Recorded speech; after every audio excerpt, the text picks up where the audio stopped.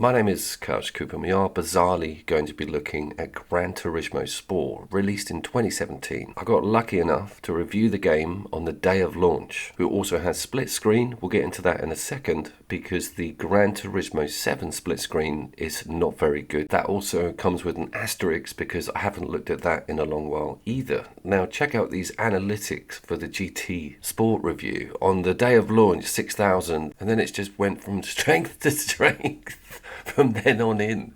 I am Couch Coop.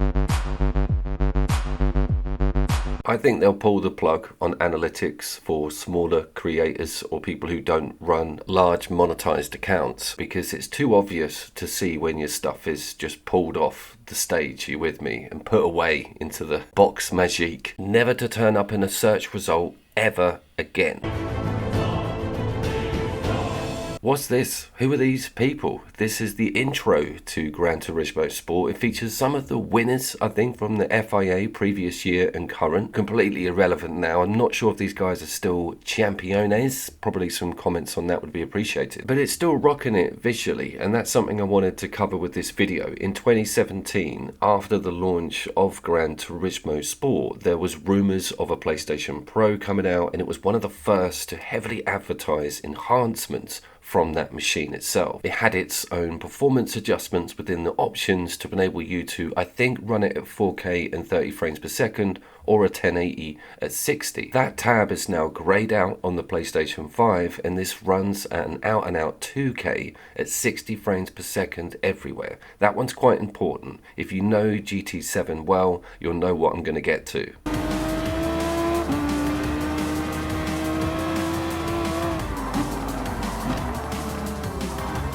I couldn't find the obvious place to turn off the in-game music, and that one could well bite me in the backside, so I've got to be very careful about not talking and showing the actual gameplay, so I apologise about that. It does actually come with some massively good audio implementation with the car noises and surround sound. It's incredible with the headphones on. I remember first getting to this with my PlayStation 4 and Pro and being extremely impressed with this gameplay. Now that again has got inverted commas on it because the campaign was non-existent. By the way, all the online's been pulled off, that tab's greyed out. There is no online support anymore with this. But there isn't that buy a car, take it to races, get some money, upgrade it, bigger races, bigger cars, more tracks. The actual single player content surrounds the licensing and getting the little go round a corner well accolades. That annoyed so many people. I remember it bombing because of that particular issue. But with the online, I think they wanted that to be one of the main pillars of content,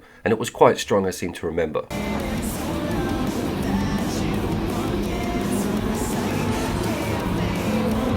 These replays supposedly are running at 60 frames per second and 2K. I'm going to go with a targeted 60. It might be fluctuating to like 57, 58 on certain sections of map, but it's not too noticeable and it is very crisp. That's something we want to get over to with the GT7 comparison. We are now going to look at a GT7 replay. Remember, this has got ray tracing, etc., but it does run only at 30 frames per second, which broke a lot of hearts out there.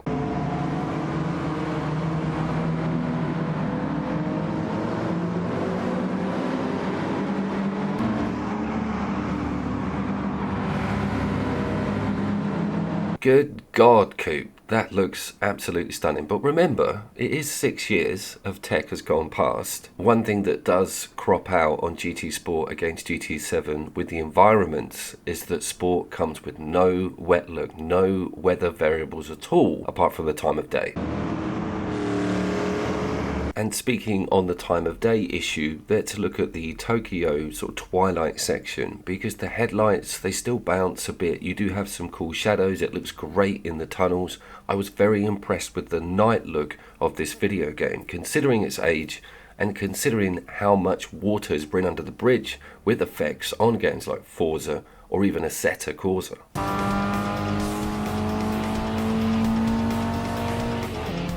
Also got a much more arcadey, bouncy feel to the controls. When you go to that external camera, there is only one option. I feel it's a little bit far away as well, sort of messes with my immersion on that front. In car is okay, we'll have a look at it in a second, but I just wanted you guys to be aware that this is a far more accessible Gran Turismo, and its whole shtick is to put really good, amazing high performance cars in front of you immediately and not have you mince around in a Cinquecento.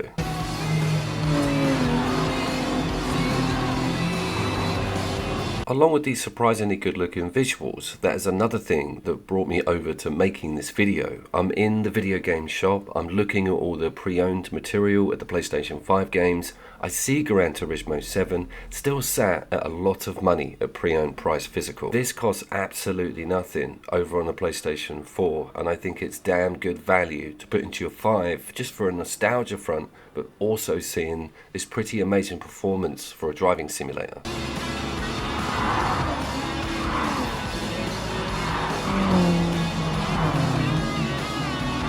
Let's talk about that expression, simulator or driving simulator. I think I'm one of the few people left on the planet that still uses a pad to play these games. So mentioning that accessibility really hit home when going back to this and seeing that it was playable at a semi-high level with a controller as opposed to a full wheel and simulation setup. It also came with this VR, PSVR 1. It was strictly garage only though. I seem to remember it was only being able to view the cars on a stationary basis in your own sort of home hub area. But it was a bit of fun. It was all the craze back in 2017, 2018. Loads of games, including Tekken 8 had a tack on VR mode.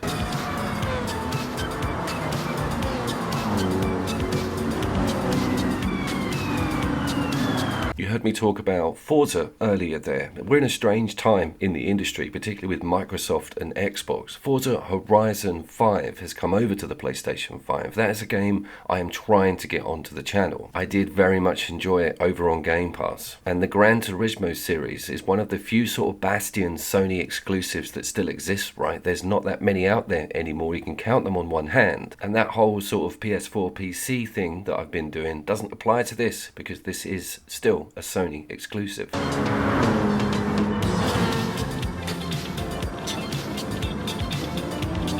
So the online's been switched off, there's no campaign, and the VR's terrible. What is the seller? What on earth can you do with this game to actually get anywhere or have any enjoyment? Well, the saviour is the arcade mode. What they've done is they've attached the currency reward and XP to that particular module so that you can muck around with difficulty and the amounts of laps that you want to do on distance travel to earn some money and XP to then get some bigger, better cars to then race in that arcade mode. And it will mimic whatever class you've put in. You do have a full roster of cars to race against. It's amazing being in the pack of some really awesome touring cars at Brands Hatch. That adrenaline has not gone anywhere.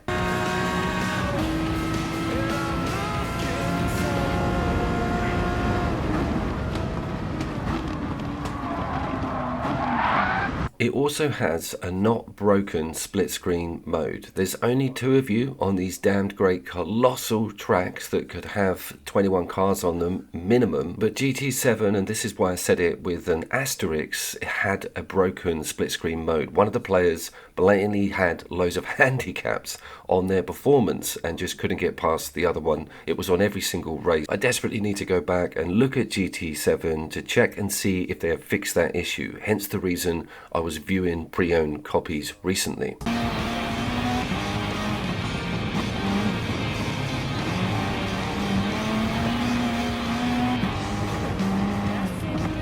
That arcade tab also has a rally and a drift mode in it. The rally is surprisingly strong and they kept hold of that for GT7. The fact that it does give you another opponent and you're sort of dueling around these courses is pretty amazing. Full contact, all that sort of stuff. I will say not having any physical damage or minimal physical damage is something that you just take on the chin with the GT game. And on the subject of beautiful split screen rallies with full-blown damage mechanics and a hell of a lot of tension, behold the amazing secret split screen mode on WRC Generations.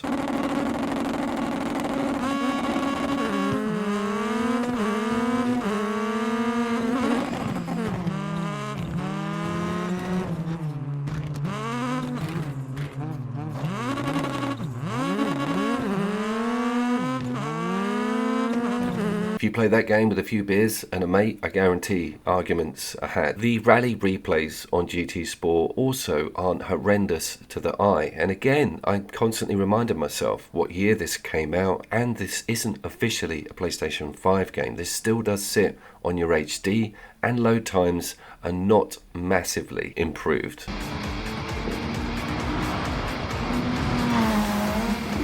I am going to mention in the title that this is a patch review, patch 1.66, which came in 2021 and they added like a Mazda. That's about it. That was like so worth waiting like 15 minutes for, because when you update something that's on your HD drive, doesn't matter how good your internet is, just takes bloody ages. But check out these McLaren concepts. Amazing GX category. So it goes right up to GR4, and then you get these awesome, unbelievably quick, and there is a whole bunch of what looks to be Formula 2 cars in the game, which I didn't get going for this review. Apologies. Everything just seems so much more relaxed. On the penalty front, you can really just go for it. There's loads more contact. You're not punished as much as you are on GT7 with all of that. And I think that is a bit of a breath of fresh air when it comes to working with really high-end cars and enjoying completely abusing all of the AI.